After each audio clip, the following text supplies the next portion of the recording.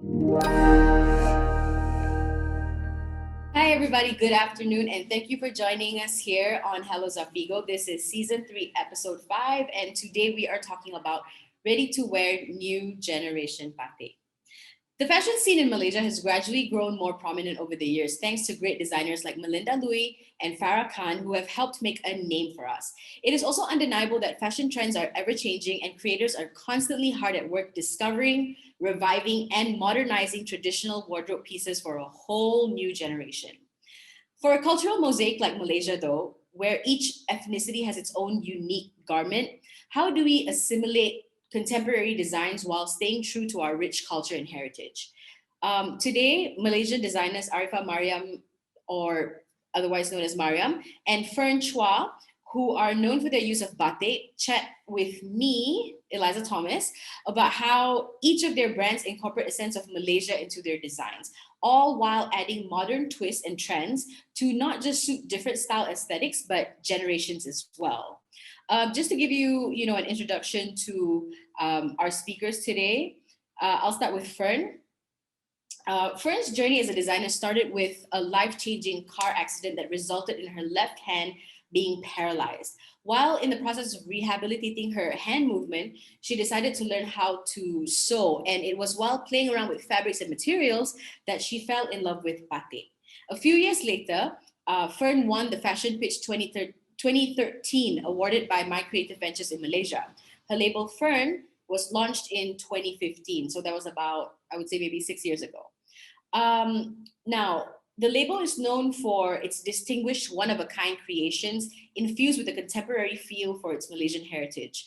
With a clear sense of design skewed towards simple, versatile, and effortlessly elegant style resort wear, the pieces are luxurious to touch and uniquely handcrafted by in house batik artisans using only the finest all natural materials and focusing on their journey to be a fully sustainable fashion brand. Since the inception of the label, Fern, the designer, has come up with key collections all inspired by nature and her travels through exotic places around the world. Our next speaker, Maryam, is the founder of Maryam Baya. Now, Maryam was born and raised in Kampung Chalet, Negeri Sembilan, Malaysia. And she started out in culinary arts in preparation to take over the family business. Her family basically owns a restaurant, but she always had a love for fashion. So somewhere down the line, Maryam fell deeply in love with batik and all things related to it. And so Maryam Bayam was born. Maryam, through her work with Maryam Bayam, continues to promote and educate people from all walks of life about the beauty of Malaysian batik and the rich heritage and culture behind it. Now, the idea for the brand itself began with one thing in mind: to preserve the culture of traditional batik through contemporary design. They focus on making pieces inspired by timeless designs with a modern batik twist.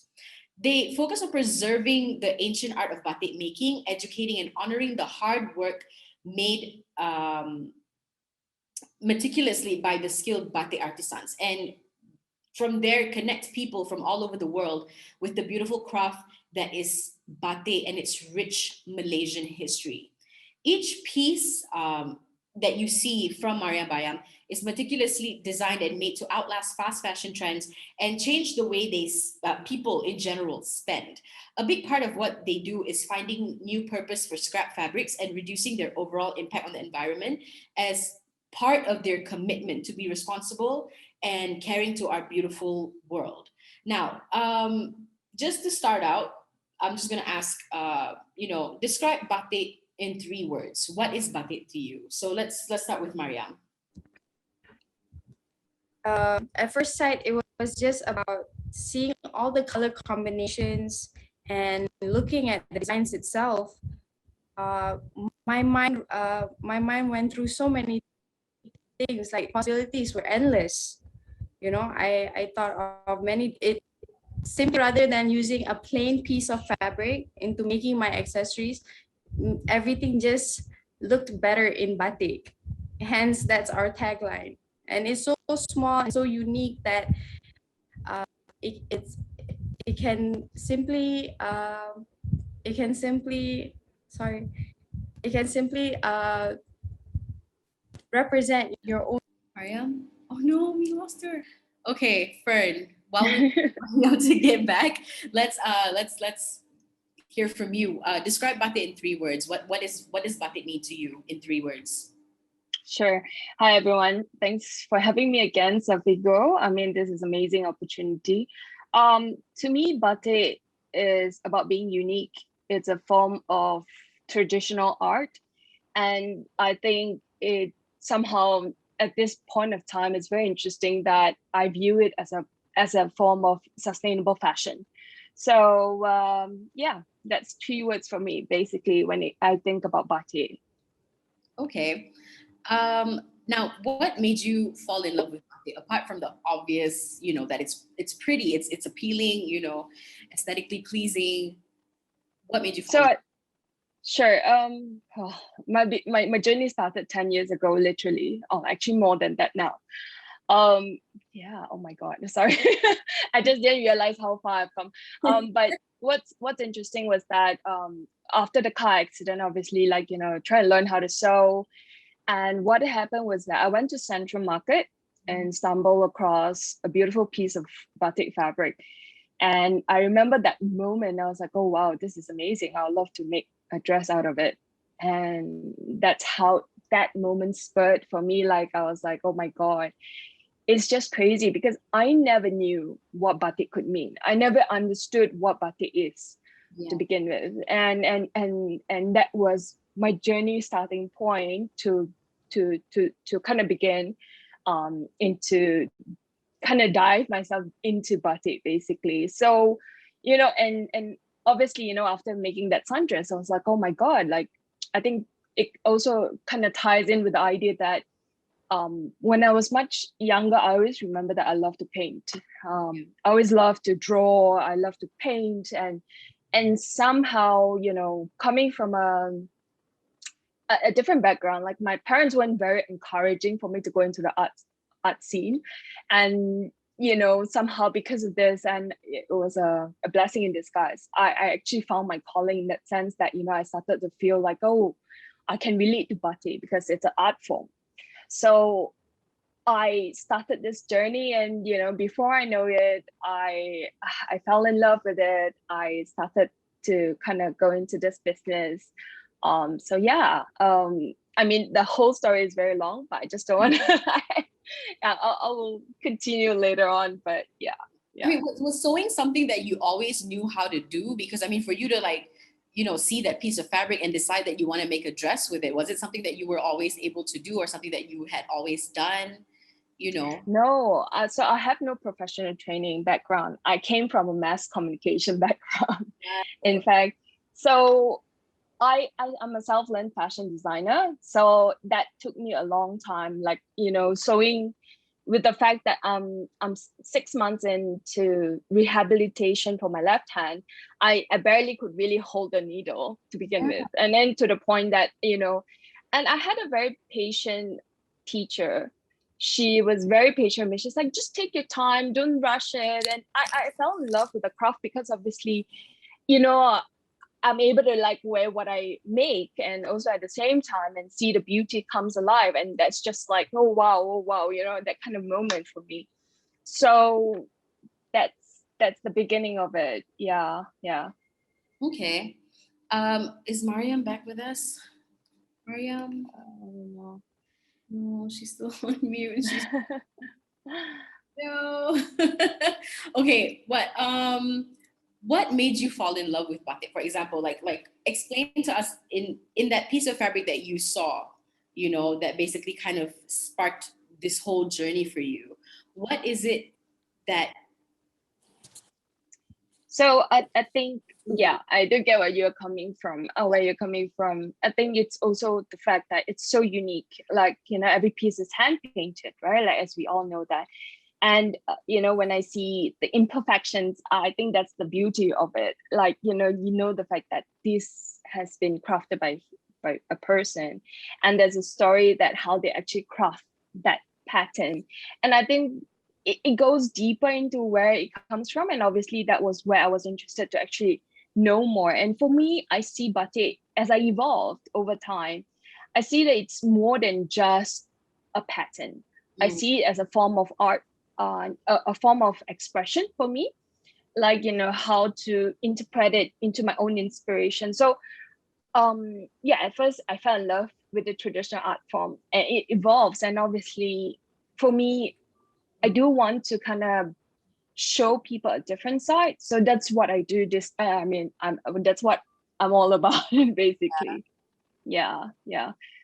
And how do you think batik has influenced your designs? Because, like, you know, you're talking about imperfections and stuff like that, but that's within the design itself. And I think it just takes kind of like a trained eye, or somebody who's in the know to kind of pick out these things. So do you think that you allow certain imperfections to kind of make your designs unique and special, or are you just very meticulous and, you know, you try to avoid making it? Well, so in terms of my design process, it takes a lot more longer. Like every silhouette, it's being counted exactly. Sometimes we joke about it because obviously, like, you know, as the team grows, I have my team to be working, you know, day in, day out, calculating down to like, oh, this pattern should be this size, this pattern should be this size. Okay, this will look good on this person, this will look good on that person, this color would work, this color doesn't work. And it's a lot of back and forth of, you know, creating a particular look. So it's a lot of the combination that makes it work.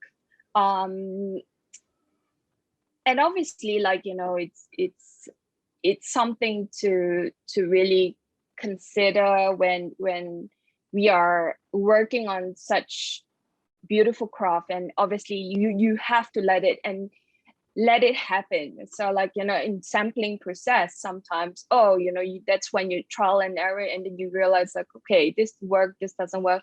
And sometimes accident happen and you'll be like, you're stunned yourself. You're like, oh, it's better than I thought it would be. Oh, actually I created something else out of what I thought it would be.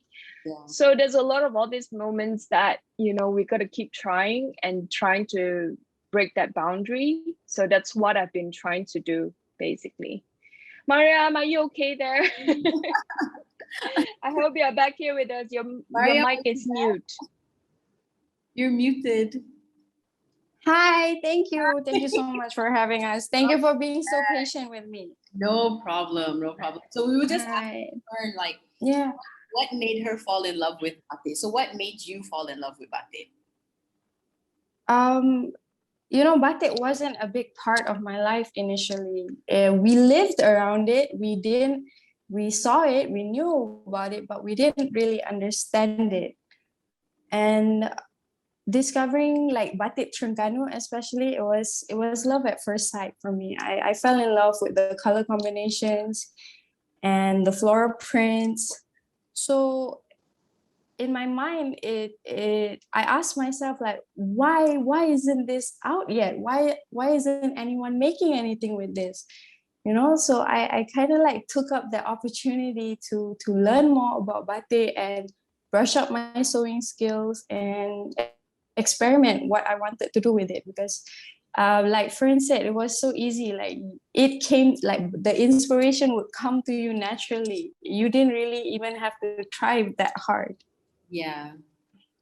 Like, And was sewing something that you did naturally, which is something I asked Fern as well, because she said she had no experience and she was entirely a self-taught, like, you know, seamstress or a tailor of mm-hmm. So are you the same way, or did you have some background or some knowledge of like sewing? And I did actually. So I learned to sew when I was 12.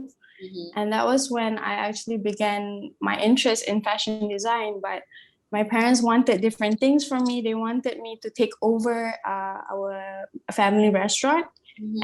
But also at the same time, what I'm doing is an interpretation of what I wanted to do, because my mom is honoring her tradition and her heritage through food. And she's doing Negeri Sembilan cuisine her way, and she doesn't let anyone tell her like, oh, it should be this or that. So in a way, with fashion and with batik is how I interpreted my own creativity. Okay. And how has batik influenced your designs? Like, do you stick to traditional silhouettes, or do you try to, like, I mean, clearly, like, there's some modernization in what you do, but Definitely. yeah.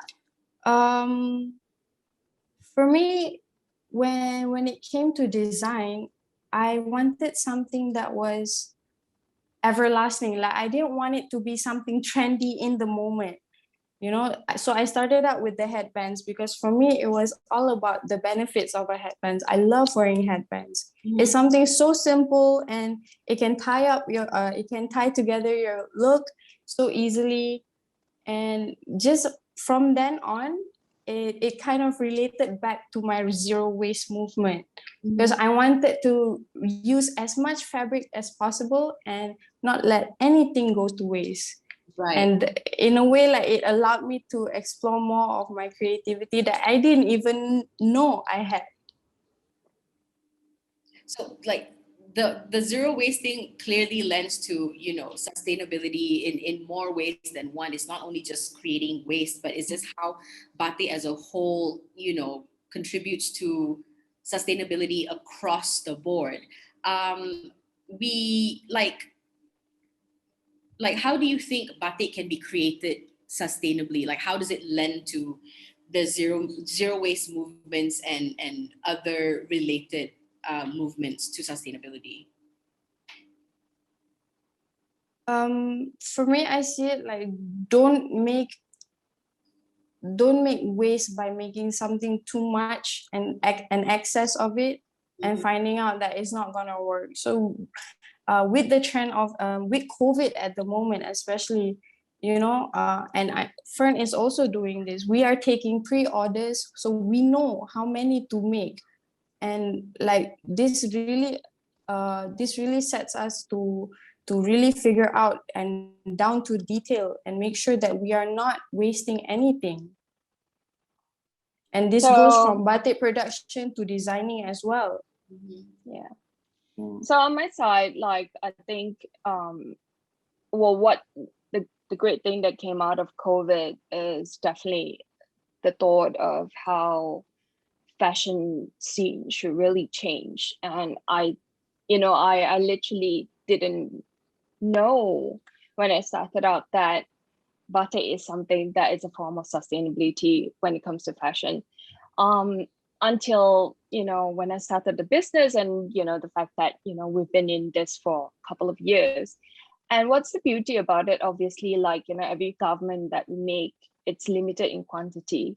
And that is not just only the reason that, zero waste movement, yes, everyone is trying to delve into it and trying to do whatever it's possible. That's great.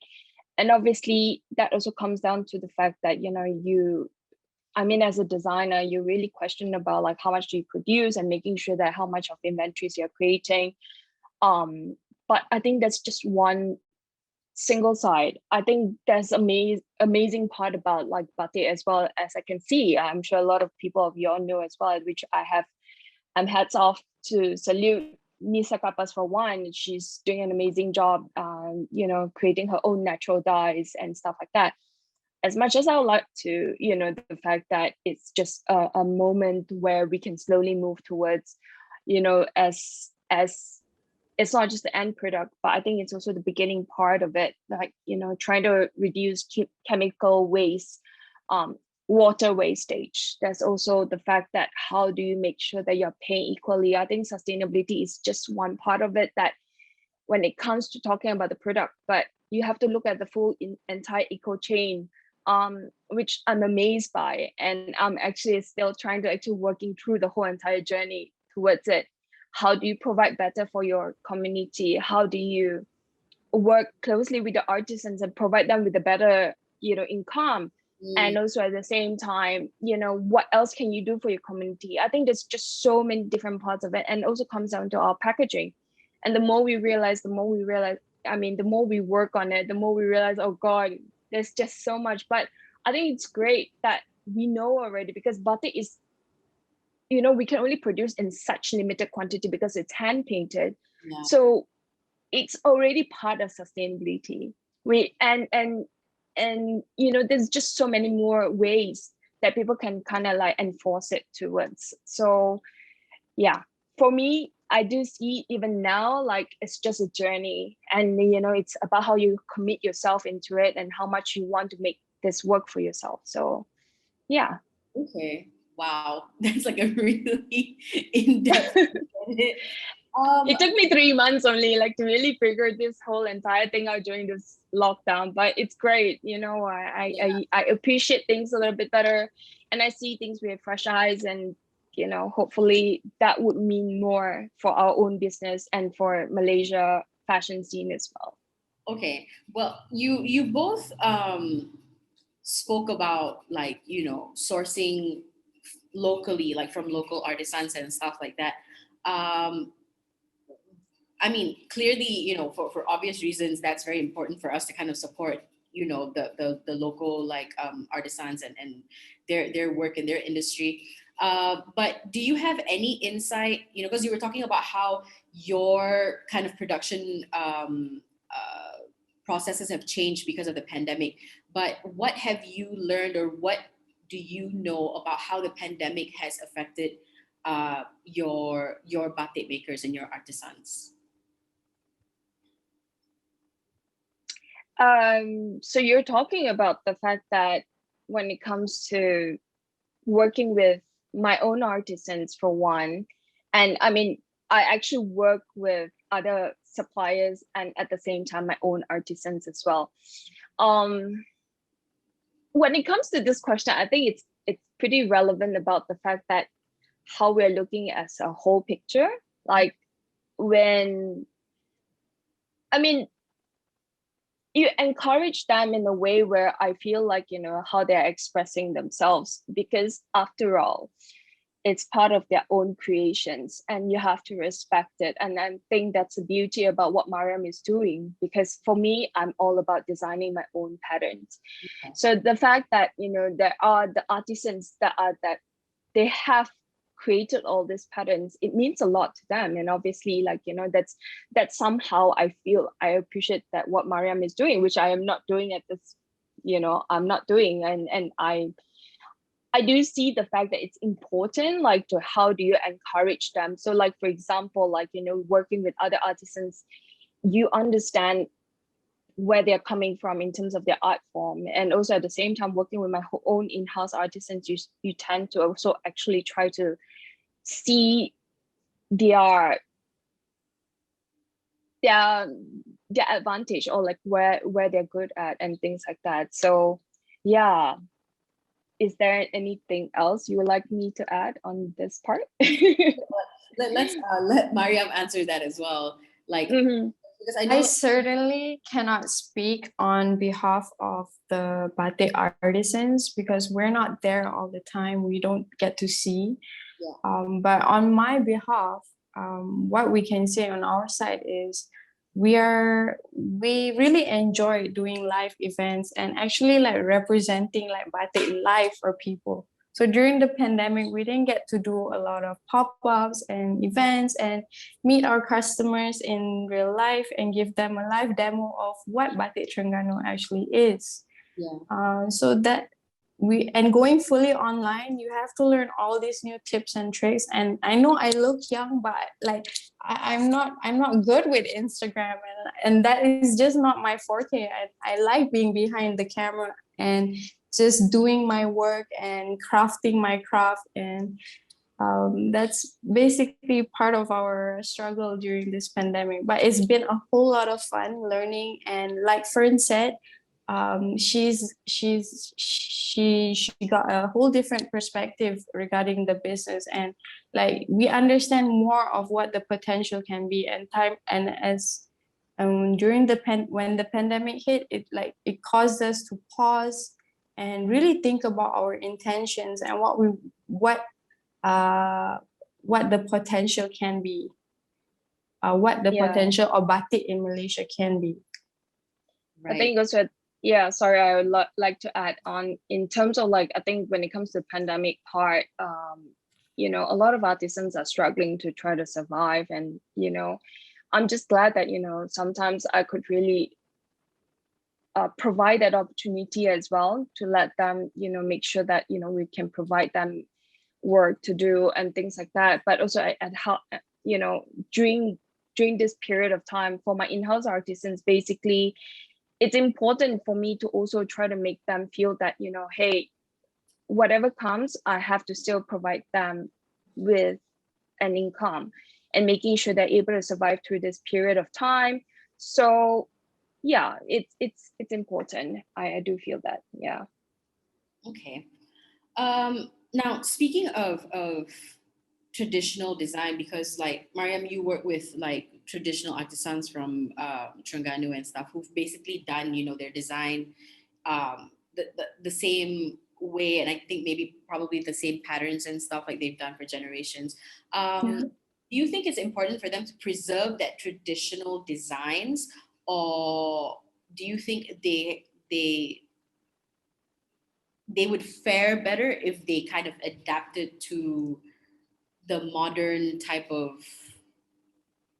I think Basically myself. personally I feel they should stick to their guns. Mhm. We humans are not very easy to adapt and change. Like maybe some can, but what they're already doing is something so beautiful and it relates back to our history. And when my mom looks at my batik and she'll tell me, hey, this one nenek used to wear this exact design. So I'm like, if we were to change that, we would lose that. And people like Fern give the opportunity to bring life to batik and give new art. So hopefully, like for me, I still prefer the traditional designs, but I also would love to see other designers and other artisans to create their personal take on batik. Yeah. Yeah. I think when it comes to this, it's a fine line between what the consumer wants at the end of the day.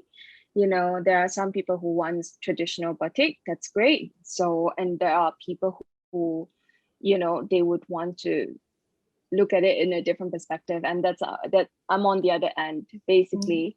Or rather, Yeah, the fact that I try to interpret it in a different form. So there's no right or wrong. I do feel that way. exactly. I still use traditional patterns, to be honest, and I think there's so much beauty in it that, you know, that tells the story, that tells the where we come from, and, you know, and there's just different things that, you know, I'm not going to start talking. This is a whole different element altogether.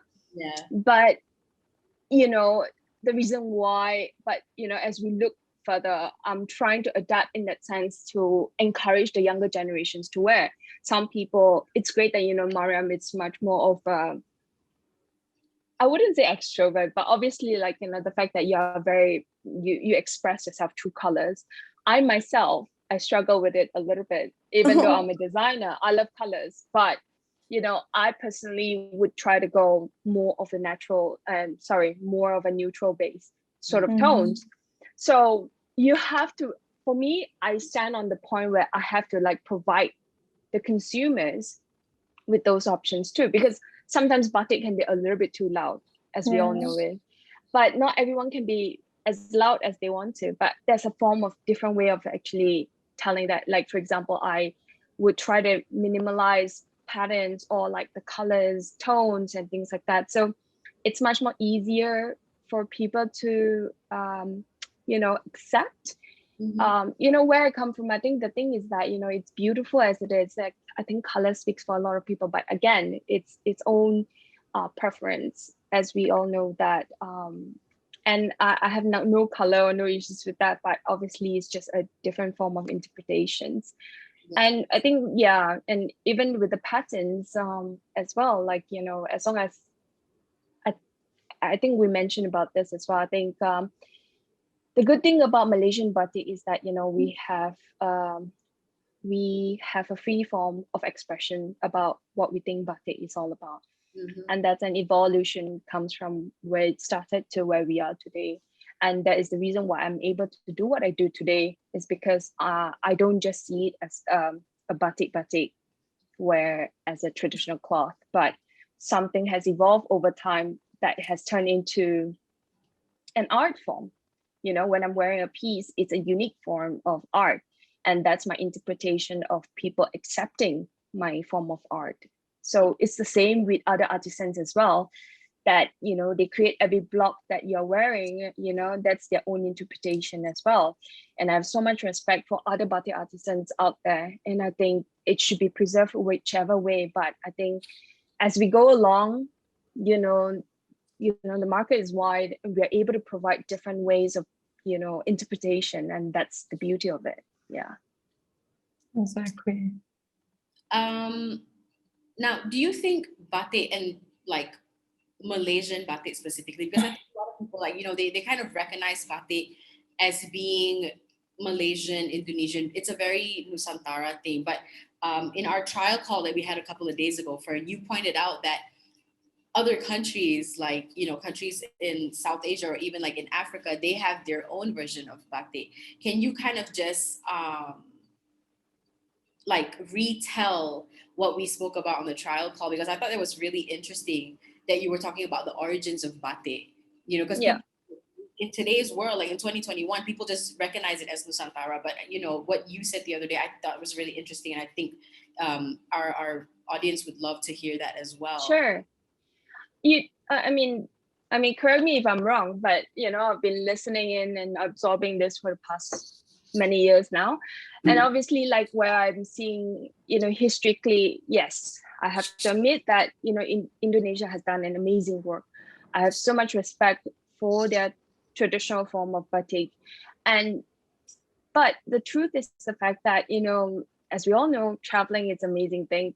People adapt cultures, people, you know, go through different ways of actually absorbing interpretation of different, you know, heritage and things like that. And also the fact that they, even for batik itself, it travels from, well, some say Guilin, some say Egypt, I don't know, China, Egypt, India, you know, that's the origin. But the truth is that in some sense, I think that, you know, it has evolved over time. And that's the evolution part that I'm talking about, that in Africa, they have the mud dyeing process, and they also have their batik process. It's being brought over by the Dutch and things like that. And also the same thing in Japan, they have yuzen, right? That's also another form of batik as well. So the fact that I think a lot of different cultures has adapted into what batik is all about is actually the interesting part. And also, like Malaysia, how we interpret it based on, you know, what we're surrounded by. So over time, it has become our own identity. That's how I see it. And as I was saying, it's very important for us to also understand that, you know, when we're looking at the whole entire picture, what is our identity, right? But again, I think that leaves us a lot of room to explore when it comes to Malaysia side. You know, we've known to express ourselves in the traditional way of like the adaptation of the Indonesian batik to Malaysia, and how we have actually, you know, evolved from there. And now the fact that I put in a different perspective into my own interpretation is also something, but also Maryam as well. So yeah, it's very important to see it as an element of, you know, that anything could be possible at this point of time. Right.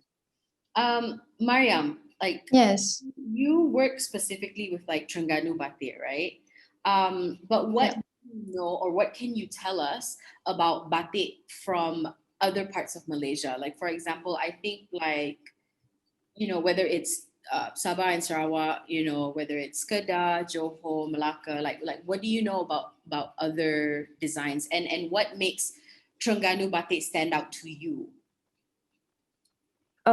With every different region, there are different designs, but at the same time, I noticed that there's an influx of like copycats.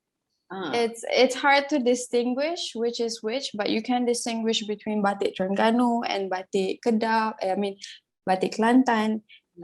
At the same time, there is an influx of batik Indonesia and printed batik. So the to distinguish each and every part, like as how you would distinguish different regions of Indonesia and with their own batiks, it's a very blurry line to me. But from my own perspective, from what I see, Batik Terengganu, the colors are more vibrant and color combinations are quite daring, I would say. Whereas in Kelantan, they're more muted and very soft, but they're more into abstract and abstract designs from what I see. Okay. And Sarawak as well, they're more abstract than they are in floral as Batik Terengganu. Sarawak has more like it's more like lines and shapes. Like it's very geometric almost. I think Yeah. I think when it comes to Sarawak, they're all about Puakumbu. There's a lot of influence on that part, and I've seen some amazing works on their from Batik, which is the Puakumbu design, which is beautiful. It's also known as the tree of life pattern.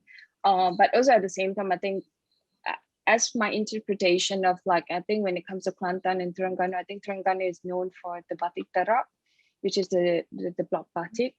Kelantan has also, they have their own different ways of interpretation, obviously, but I think Kelantan, I think it's much more focused in terms of like the chanting work. So in terms of the colors wise, I think, it's the funny part, obviously, like I think Kelantan and Terengganu has colonized it in a way where, that's a lot of the batik makers are from. But I think around the whole entire Malaysia, there's so many different interpretation, but I think, yeah, like what Maryam has said, that the lines are really blurred out at this point of time. And I think, it's about, like I mentioned earlier, that when it comes to Malaysian batik, the great thing about us is that we're able to free to express ourselves in a way. Opposed to in Indonesia, like different patterns, it's very significant. This one comes from here, this one comes from there, from Solo, from Pekalongan, and then also at the same time from Makassar or different places. There is a very significant identity when it comes to every different parts.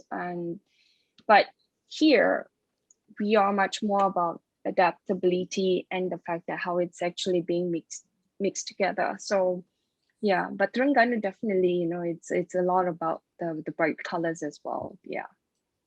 Okay. Now, do you think batik, I mean, clearly because we've seen, a lot of like foreign designers, kind of adapt like prints and stuff like that, but it's just like I feel like it's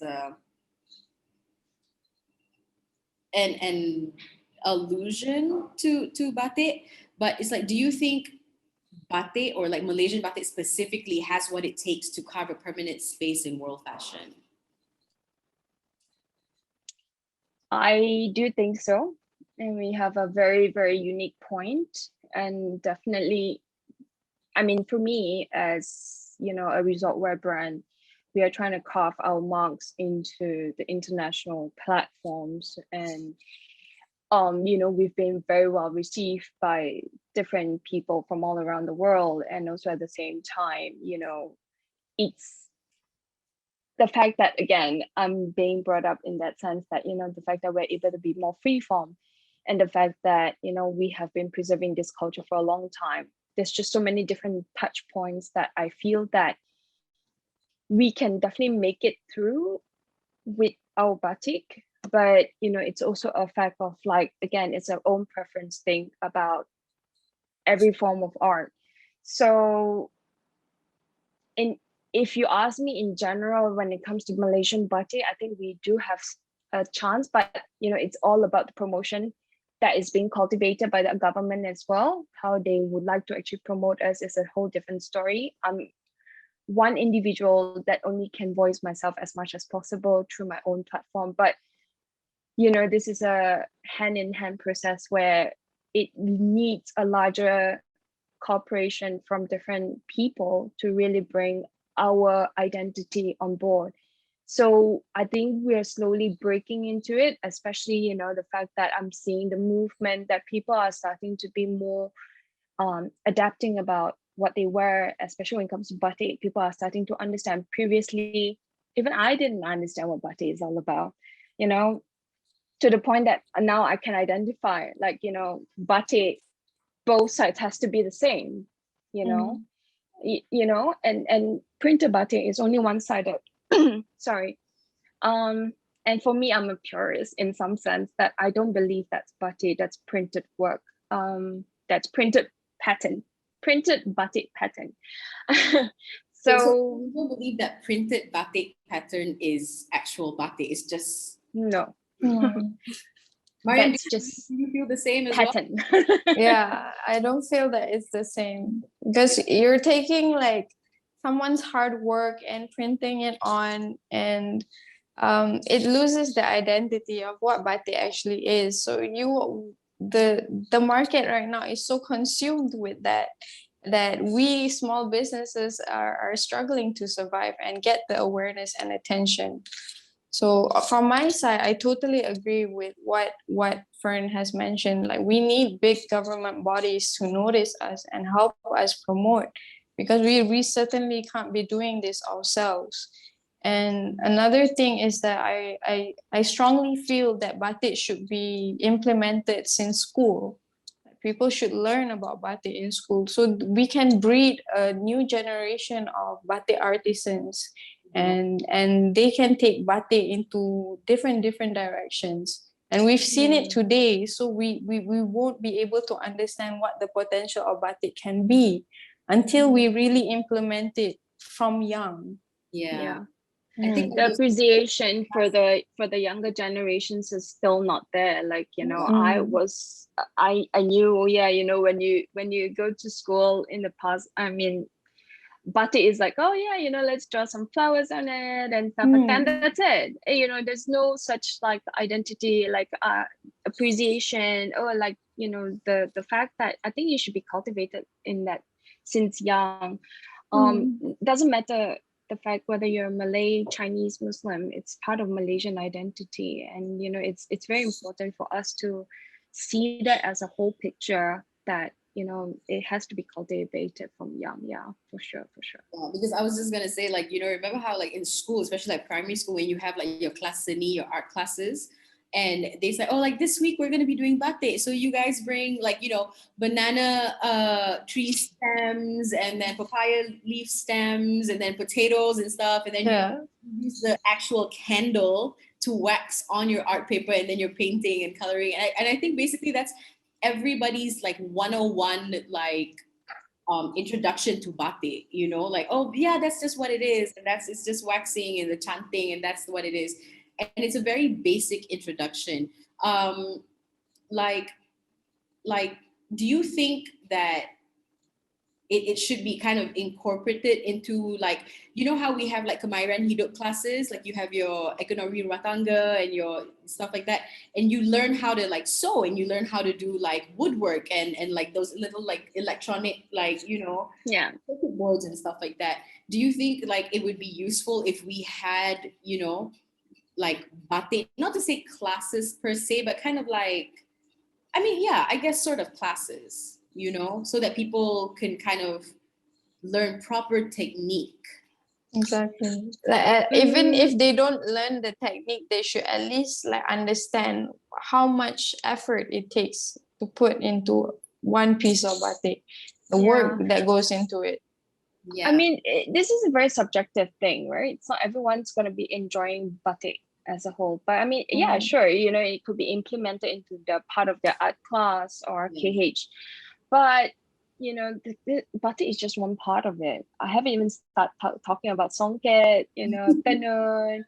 And it's just sad. Like, you know, this should be like a part of like the heritage craft that should be like taught since young. And I think the advantage for the Indonesia side is the fact that, you know, they have been, it's part of their culture since young, you know, and they see their, you know, and it's such a big thing, like over there, you know, they see their mothers doing the batik or wearing their batiks. Over here, it's someone got lost in the middle, and obviously, like, you know, some sense that, you know, people still trying to understand. I mean, for me especially, you know, I mean, the truth is that I was only able to really understand fully when I actually went to Terengganu, to Kelantan, to really learn properly what is batik.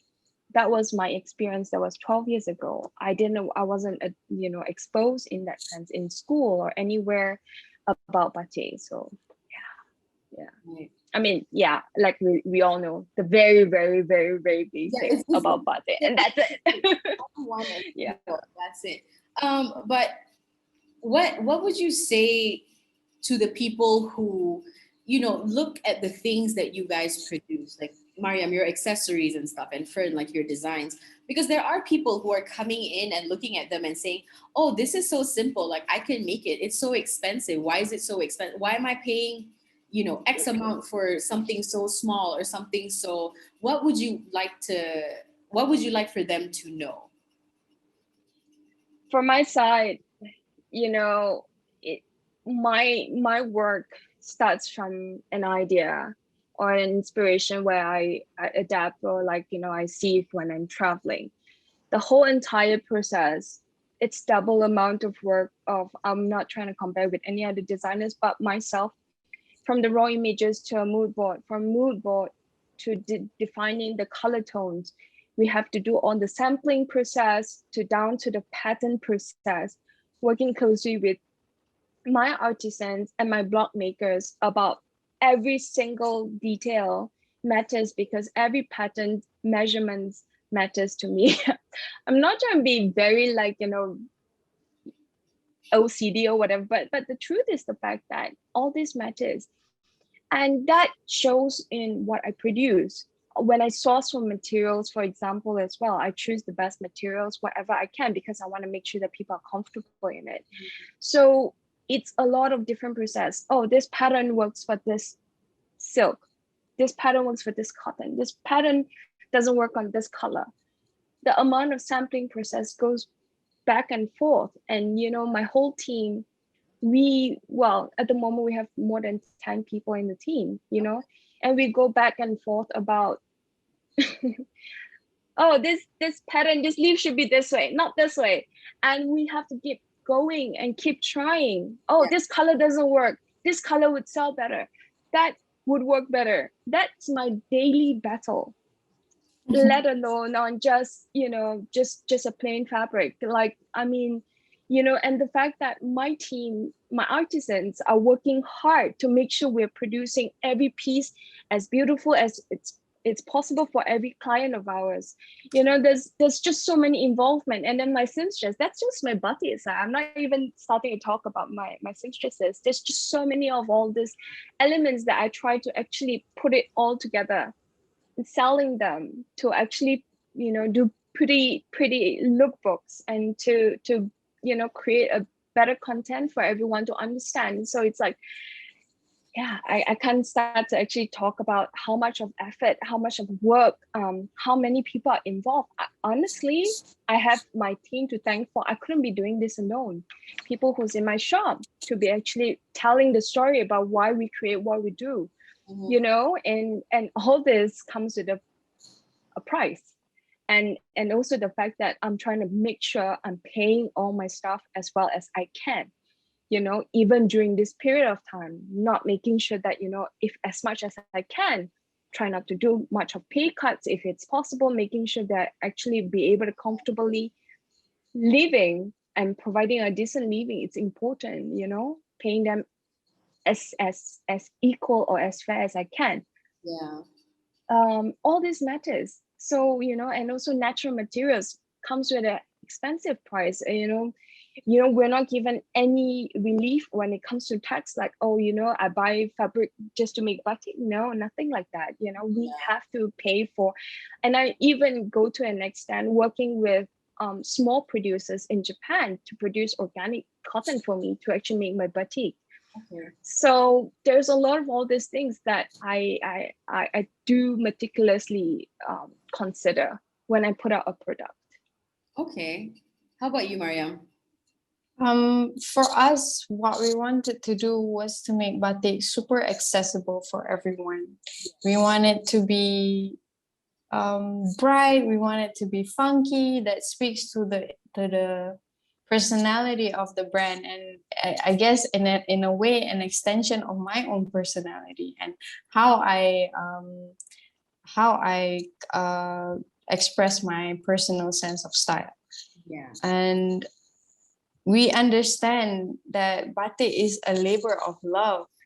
Batik is, people don't get into batik just for the fun of it. They love the craftsmanship, they love the art, and they appreciate each and every process. But we hope that through our campaigns and whatever we're doing, we want to make products that fit into different age groups, and people can easily understand and ingest, and also at the same time something totally crazy and fun. And we just really want our customers to have fun with their own sense of style. It's nothing to take so seriously, and as that's why we started making accessories, because they were so easy for people to accept and understand. And to be honest, I find like they're great cultural gifts, as maybe for friends that are from overseas, and like just introducing them to Malaysian batik. Yeah. And that's for the most of it, that's the identity of our brand. And marrying the old with the new, creating different accessories has been such a fun journey for us, and a learning experience to find out that people really want more batik products, really want to see more of what we can come up with. And they really do appreciate, and the market has completely changed, and in the sense that people are appreciating handicrafts, handiwork, small businesses, the whole kita jaga kita, supporting local businesses. It's been such a tremendous change in the market in Malaysia. Yeah. And that's why it has produced so many good local brands as well through this appreciation. And people are working really hard, and these are technically passion projects. So you can imagine the amount of work that's been put into each and every one of everyone's products, including ours. Okay. Well, we're almost at the end of our session. Oh wow, it's been an hour. Almost an hour, but we have questions. We have a couple of questions from people, like from the audience. Well, there's one statement. Marina says like she thinks that there should be a batik fashion week to promote all the designers who produce batik. Do you guys agree? We already have it, like part of KL Fashion Week. I think it's part of the initiative together with Craft Tangan. I've seen some, and I think they are great. They are a great way of promoting, but I honestly feel it's not enough. I can be honest about this. There's also lacking of reach of, but if we are looking into a bigger like scale, it's a whole different level. Yeah. There's also Piala Sri Endon, which was founded by the late Tun Fatim, I'm not supposed Puan Sri Endon. She founded the fashion show specifically for batik. Yes, but I guess it's just not enough, and it's not in a way mainstream enough to attract like our generation mostly. I think it's just need much more awareness. Like I think Piala Sri Endon has done an amazing job, together with Puan Nori Abdullah. So like, I've been working with her a little bit here and there, and I actually get to understand a lot about Piala Sri Endon. And it's amazing, like, providing, potentials, and, this is part of the ICANN and Mara, and I've seen that they have, really cultivated like some amazing artisans, batik artists. But again, like I said, I think there's still lack of awareness. It's not just on this part, but in a larger scale, it goes deep rooted into the cultivation of the younger generation, understanding what batik is all about, and how they actually perceive batik is a whole different story. And that's my fight. And that's my story, to actually really fight about the fact that trying to provide that option for the younger generation to appreciate batik something that they're familiar but yet different, right? So, and also something, like what Maryam is trying to do, which is, providing that options of accessories and things like that. And I think that's the beauty of it. And obviously, we're slowly seeing the change, and we love it to be faster, but I think everything takes time, unfortunately. And even with Batik, it takes such an amount of time, exorbitant amount of people being at the back end trying to make this work. And yeah, there's a lot of fine lines to fine tune, I would say. But yeah, that's where I see. Okay. I hope that helps. Another question that we have from Marina is, how can we promote Malaysian batik, especially cotton batik, as fashion and everyday office wear as they do in Indonesia? Because earlier you mentioned how in Indonesia, like the younger generation is very much familiar with it because of seeing their parents wear it and stuff like that. Maryam, how do you think we can promote? Which also, I think, kind of leads into the next question: is what do batik designers or makers need in terms of support in order to reach out to the public in a more effective manner?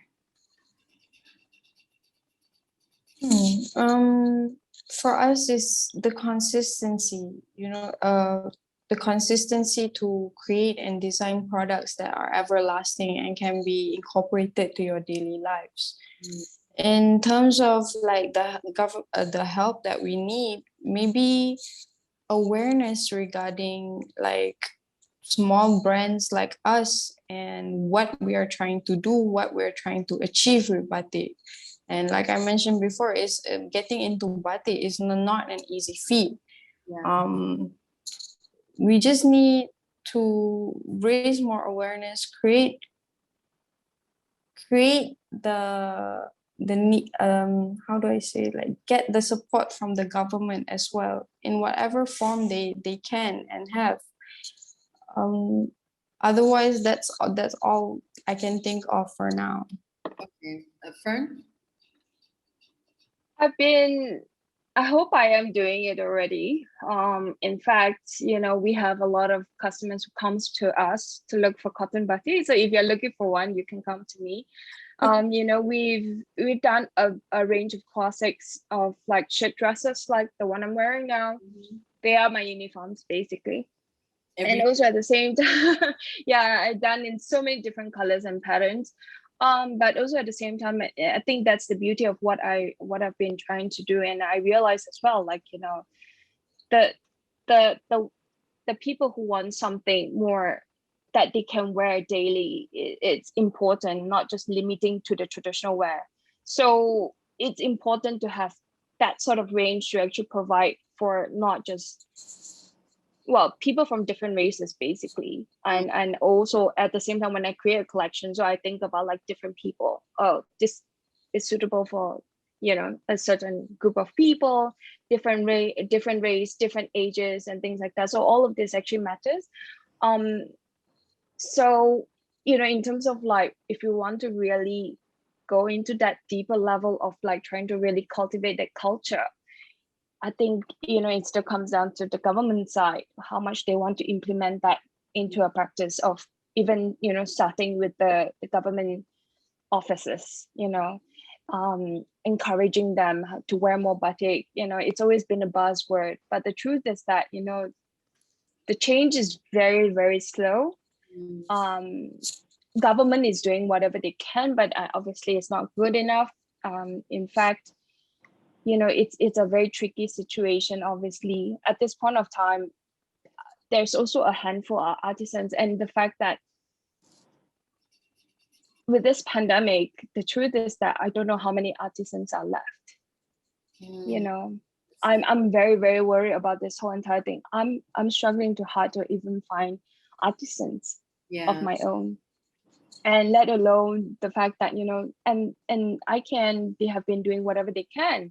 And that's great. Like I've seen like a new generation, they're trying to do what they can, and it's amazing. But it's not enough. It's not enough. And it comes down to the fact that we have to start from the very beginning again.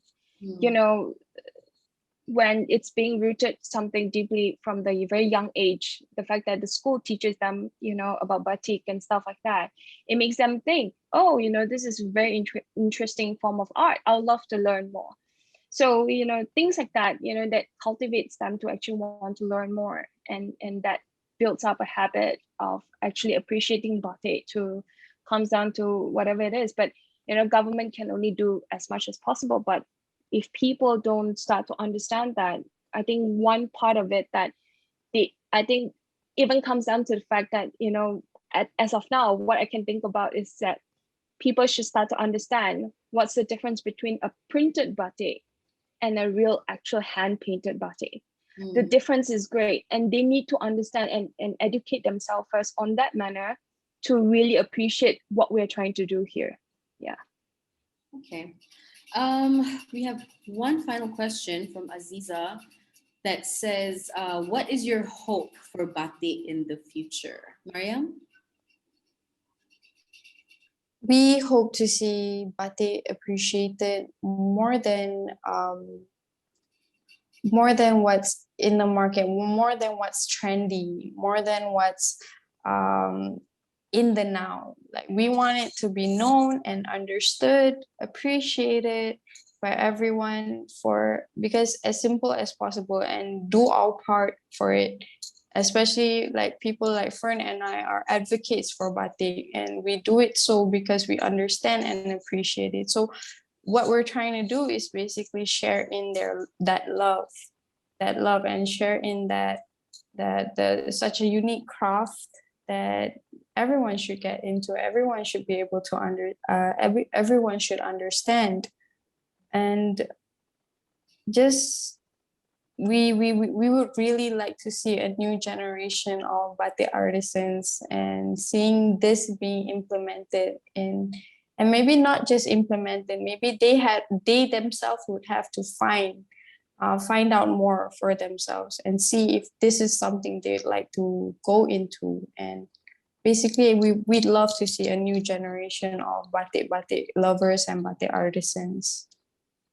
That would be ideal. Exactly. But yeah, I think for my side, when I think about the future when it comes to batik, I would love the idea that a lot of people would have already started to understand this, that it is more than just a form of heritage. It is more than a form of craft, but the fact that it's a very unique piece of art. And also at the same time, there's an appreciation for this craft in a different level. And I mean, what I'm trying to say is to kind of push this craft out of Malaysia. And that's what I'm pushing, and I'm trying to do what I can.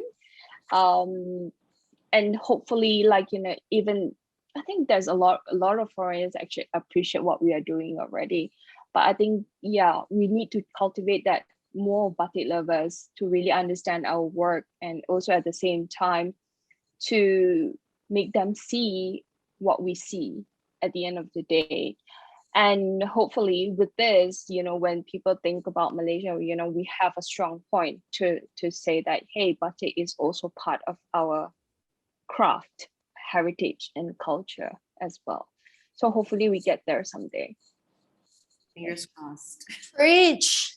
But I think we're already there. It's just the fact that we need to kind of even continue our mission in some sense. Exactly. And to kind of keep pushing forward, and hopefully, but I do realize, even for me myself, that through the years of doing what I do, the more I see, I'm very excited when I see more younger people who come into my shop and it's like, oh, I really love your batik, I love what you do.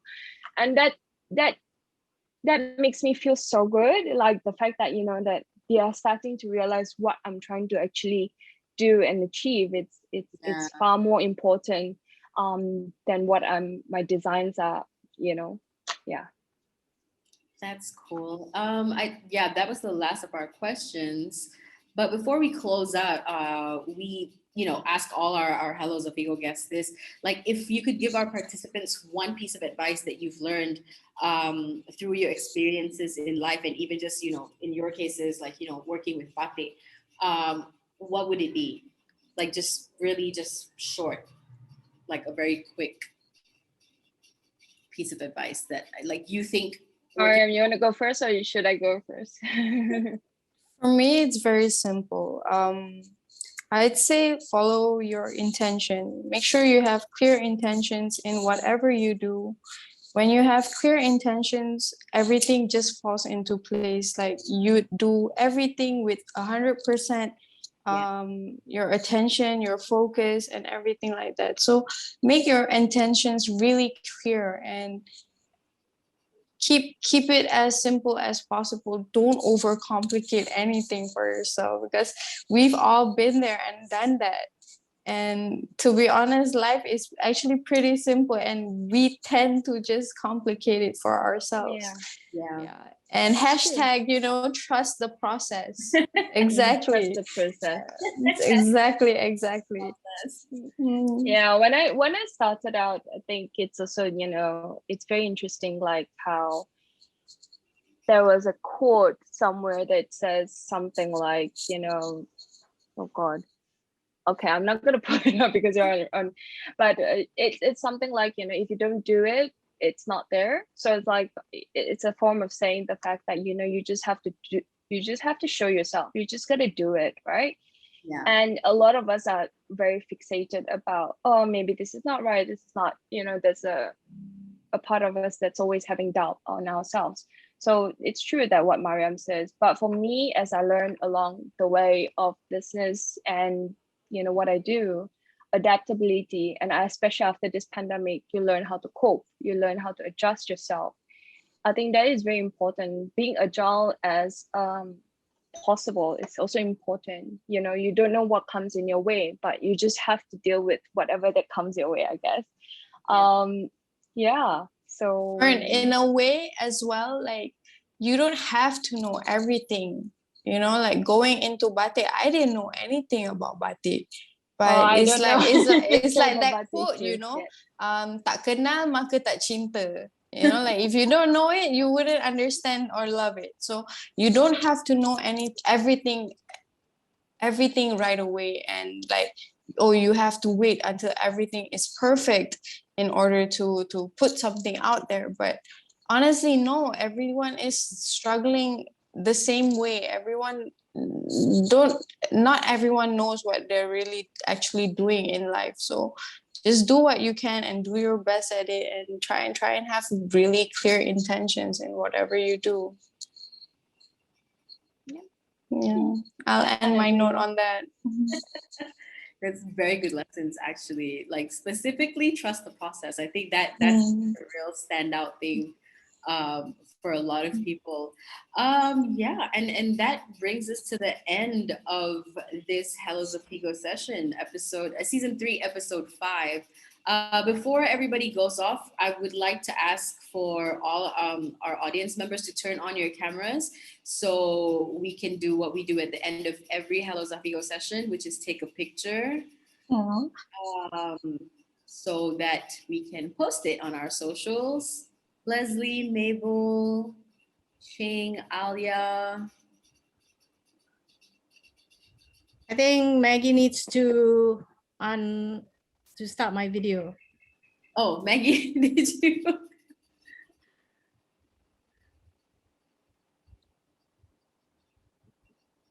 Leslie, Ching, Mabel, Alia, you guys are not joining us. Last call. Hi, Alia. Oh, Alia's in the car. Okay. Mabel, Leslie, Ching. No, okay. I guess no responses from them. We'll just you do a picture. And smile. 1, 2, 3. 1, 2, 3. 1, 2, 3. And 1, 3. All right. All good? Yep. Okay. Oh, wait. Somebody joined us. Annie. Oh, Annie. You came in really last minute. She's connecting. She's mute. Okay. Oh, Ching says she's driving. Well, that's the end of it. Thank you so much. Thank you to everybody for spending your Saturday Thank afternoon with you. us. And we'll see Thank you. you for having me. Hello, Zafigo. Thank you so much, Fern. Thank you so much, Maryam, for joining us, for giving us all this wonderful insight. And yeah, we hope to see you again at the next Hello, Zafigo. Thank you, guys. Thank you. Bye.